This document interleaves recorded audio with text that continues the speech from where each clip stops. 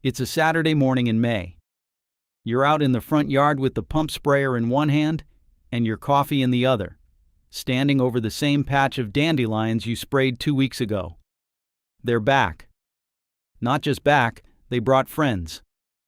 Meanwhile, the fellow across the street barely seems to touch his lawn, and it looks like a golf course. So you head down to the hardware store, and you buy another bag and another bottle, because that's what the labels tell you to do. Here's the thing. A lot of what you've been told about lawn care isn't just wrong, it's costing you money and feeding your weed problem. Today I'm going to walk you through 15 landscaping myths I heard over and over for 25 years, and what actually works instead. Some of these will surprise you. One or two might sting a little because you're probably doing them right now. And stay with me all the way to the end, because myth number 15 is about your lawnmower, and the reason it fills your yard with crabgrass comes down to one specific thing crabgrass seed needs from the sunlight, and nobody ever explains it. I'm Larry Mitchell. For 25 years I ran the lawn and garden counter at our town's hardware store in Ohio, and I watched every bag and bottle in the business come across that counter.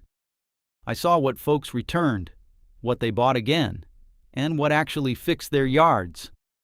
These days I keep my own lawn here in Ohio, and my wife Diane will tell you it's my second marriage. Now, before we start, let me tell you why these myths hang around. The products that fix a problem for good don't sell many refills. The products that almost work, those sell every single spring. I stood behind that counter and watched the same folks buy the same bottles year after year for the same weeds. That's not a scheme. That's just how the business works, and it's worth knowing. So today we're going to sort out what's real and what's marketing, one myth at a time. Grab your coffee, and let's walk through it together. Myth number 1. Watering a little bit every day is good for your lawn. I heard this one every week at the counter. Folks set the sprinkler for 10 minutes a day, every day, and then wonder why the grass looks thin and the weeds look happy. Light daily watering keeps the top inch of soil wet and never gets moisture down where the roots live. Grass roots follow the water.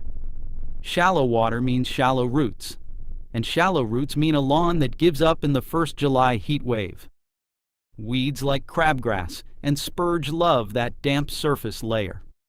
What works is deep and infrequent watering. Aim for about 1 inch of water per week, delivered in 1 or 2 long soakings. That's 1 inch, total, for the whole week. Set an empty tuna can out on the lawn and run the sprinkler until the can is full. Your grass roots will chase that water down deep, and a deep-rooted lawn starts crowding weeds out on its own. And keep that mower question in the back of your mind, because deep roots are half of the crabgrass story, and the mower is the other half. Now everything I'm walking you through today is one piece of a full plan I wrote down, called Larry's 30-Day Weed Kill Protocol. It's the exact day-by-day system I follow to wipe out clover, crabgrass, dandelions, and the rest in 30 days, and keep them from coming back. I wrote it for homeowners who are tired of fighting the same weeds every single season.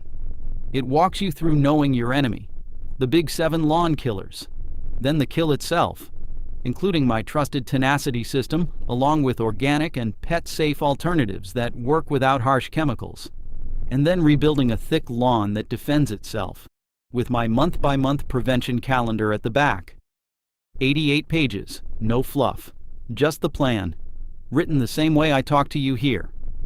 It's $17 right now, marked down from $47. $17 against the pile of bottles that comes home every spring and fixes nothing. Now go ahead and grab your phone and open up your camera, the same one you use to take pictures. Point it at that square code on your screen and hold it steady for a second. A little link will pop up. Give it a tap, and it will take you straight to the book. And if you are watching on your phone right now, the link is waiting for you right down below in the description. Take your time. There is no rush at all. I'll wait right here. All right, neighbor. Phone down, gloves on, back to the yard. Myth number 2. Vinegar, salt, and dish soap kill weeds for good. I know, your cousin swears by it, and the internet loves it. Household vinegar burns the leaves it touches, and for a day or two that dandelion in the driveway crack looks dead. But the taproot underneath never felt a thing, and in 2 weeks it's back like nothing happened. The salt is worse. Salt doesn't break down in your flower bed. It builds up, and it can leave a patch of soil where nothing grows well for years. I watched a customer salt the edge of his vegetable garden one summer and fight that dead strip of dirt for 3 seasons afterward. If you want a home remedy, use boiling water on weeds in sidewalk cracks and gravel paths, places where you don't want anything growing anyway. In the lawn itself, use a labeled broadleaf weed killer, which is just a product made to kill wide-leafed weeds like dandelions without hurting your grass. Wear gloves, read the label, and keep the kids and the dog off until it's dry. That root has to die, or you're just giving the weed a haircut. Myth number 3. If some works, more works faster. This one costs people real money. The rate printed on the herbicide label is the tested rate, the amount that kills the weed and spares the grass. Double it and you don't get a faster kill. You get stressed, yellowed grass, wasted product, and runoff headed for the storm drain and the creek behind the neighborhood. Some weed killers actually work worse at heavy rates because they burn the leaf before the plant can pull the product down into the root. Measure with a real measuring cup, one you mark for the garage and never take back to the kitchen. Right product, right amount, right time. That beats more product, more often, every single time. Myth number 4. Pulling weeds by hand always gets rid of them. Sometimes it does. Annual weeds, the ones that live one season and die, come out clean and stay gone. But the perennial weeds, the ones that come back from their roots year after year, play by different rules. A dandelion taproot can run 8 inches down into the soil, and if you snap it and leave even a piece behind, that piece grows a brand new plant. Same story with thistle. So here's the routine. Pull after a good rain when the soil is soft. Use a dandelion fork, that long, skinny tool with the notched tip, and work the whole root out slow. If the root snaps, mark that spot, because a spot treatment is what finishes the job. Pull the annuals, treat the stubborn perennials, and stop blaming your grip. Myth number 5. Pre-emergent kills the weeds you can see. Let me explain the word, because the industry never bothers to. A pre-emergent is a product that stops weed seeds from sprouting. Think of it as an invisible blanket laid over the soil. Any seed that tries to push up through that blanket fails. But a weed that's already up and growing, a plant with leaves in the sunlight, doesn't care one bit about that blanket. It's already through. Every spring at the counter, somebody would come in mad that the bag of pre-emergent didn't touch the dandelions blooming in their yard. The bag was never going to. For weeds you can see, you need a post-emergent, which just means a killer for weeds that already came up. 2 different tools, 2 different jobs. Once you know that one sentence, half the wall of the garden center makes sense.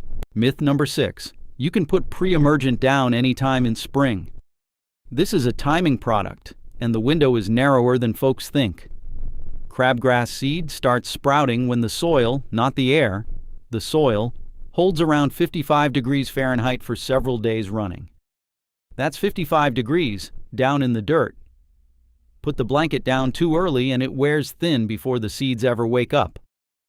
Put it down too late and the crabgrass is already up, walking right past it. So buy a soil thermometer, about $5 or $6, and push it 2 inches into the lawn in the afternoon. No thermometer, then watch the forsythia, those bright yellow shrubs blooming along fences in early spring. When the forsythia blooms, your window is open. When the lilacs are done, it's closing. Hit that window and one application does more than 3 applications at the wrong time.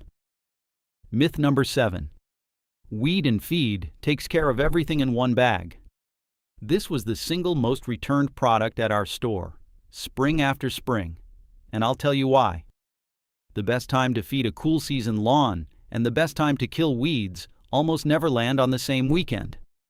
The granular weed killer in that bag also needs to stick to wet weed leaves to work, so unless you spread it over a dewy lawn at the right stage of weed growth, the feed part works and the weed part doesn't, so you get a well-fed lawn full of well-fed dandelions. The bag won't tell you that, because the bag wants you back next spring. That's not a conspiracy, that's just commerce. What works is splitting the jobs.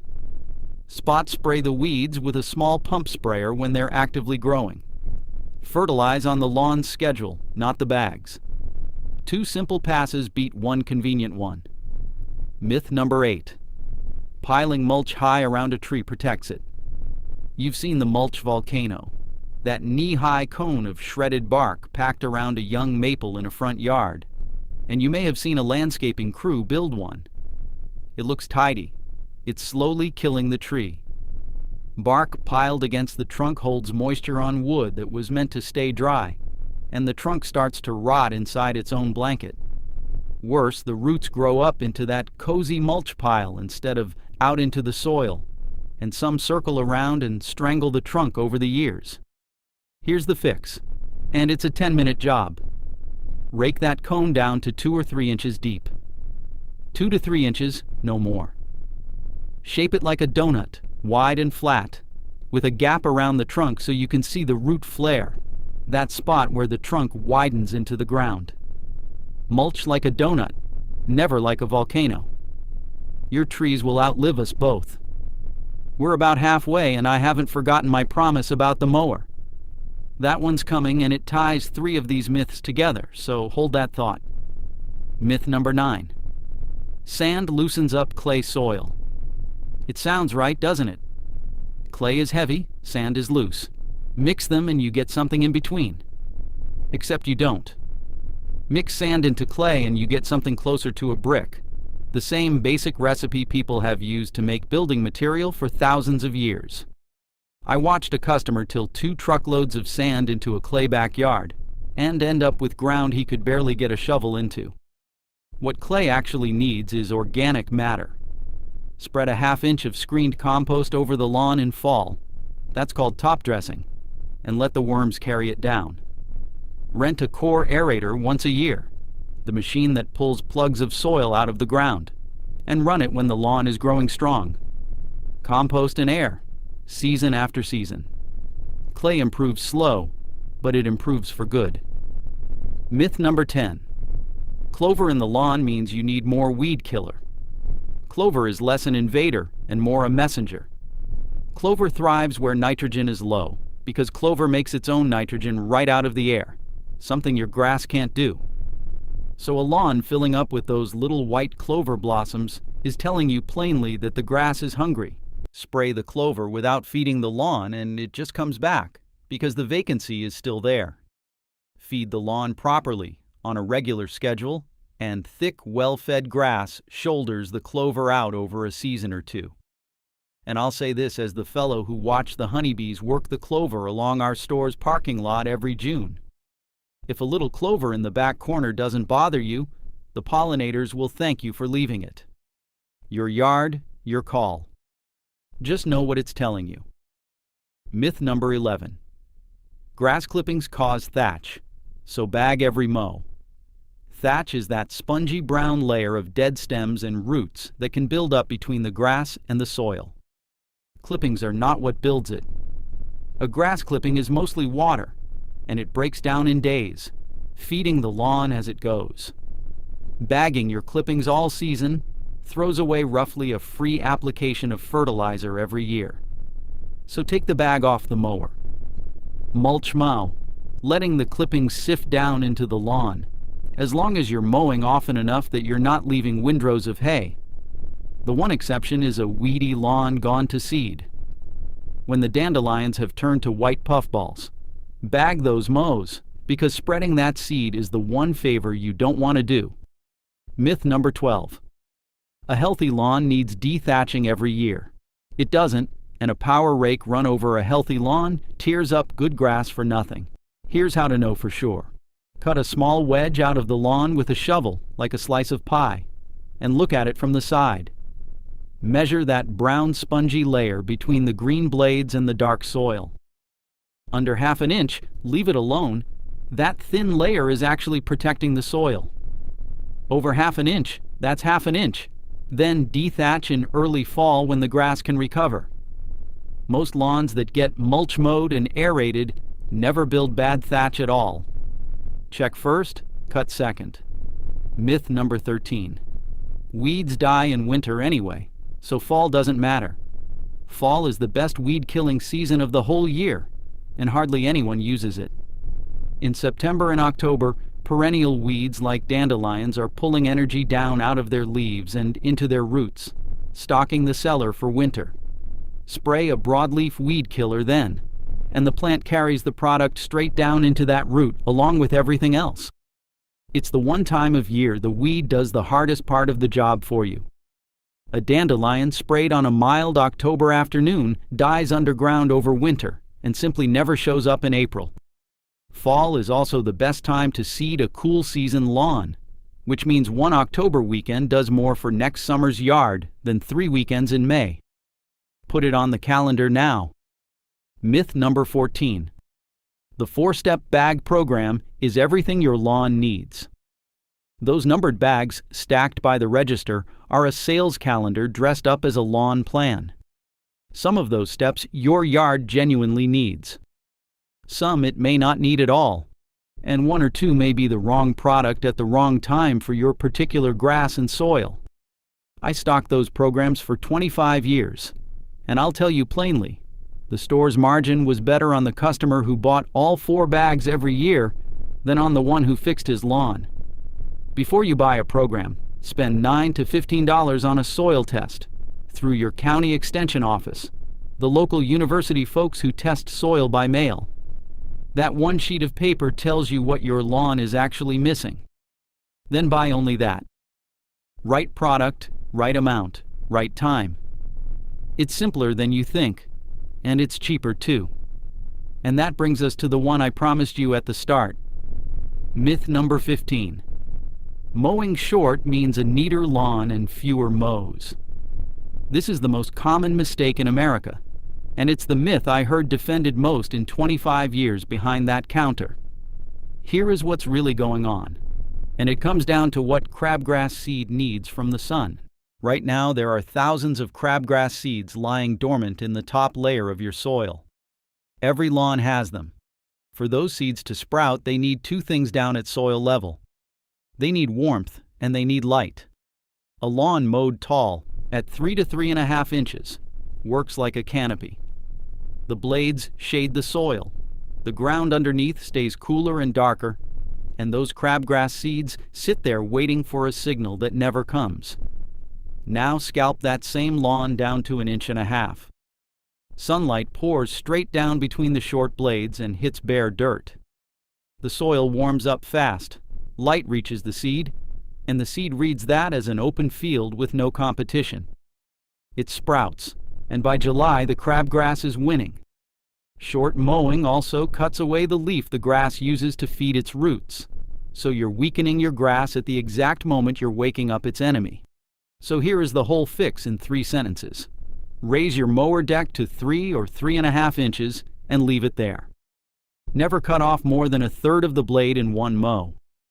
Keep the blade sharp because a clean cut heals and a torn one browns. Do that, and your mower quietly becomes the best weed control you own. Not the sprayer, the mower. The tall lawn shades the seed.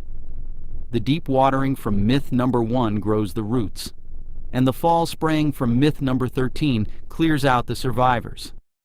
That's the whole system working together. And that right there is the difference between fighting crabgrass every summer and being done with it. Every piece of that system, the mowing height, the watering, the timing windows, the products worth buying and the ones worth skipping, is written out day by day in Larry's 30-day weed kill protocol. 30 days, one honest plan, $17 instead of $47, and it replaces that shelf of half-used bottles in your garage. If you're tired of buying the same weeds a new bottle every year, this is the one thing on the shelf I'd hand you. Now go ahead and grab your phone and open up your camera, the same one you use to take pictures. Point it at that square code on your screen and hold it steady for a second. A little link will pop up, give it a tap, and it will take you straight to the book. And if you are watching on your phone right now, the link is waiting for you right down below in the description. Take your time, there is no rush at all. I'll wait right here. So there it is. 15 myths off your plate, and a mower deck to raise this weekend. Tell me in the comments which weed is winning in your yard right now. Clover, crabgrass, dandelions, name it. I read every single one. And next time I'm going to show you how to read the 3 numbers on the front of every fertilizer bag, and which one of the 3 you're almost certainly overpaying for. You've got this, neighbor. I'll see you out on the lawn.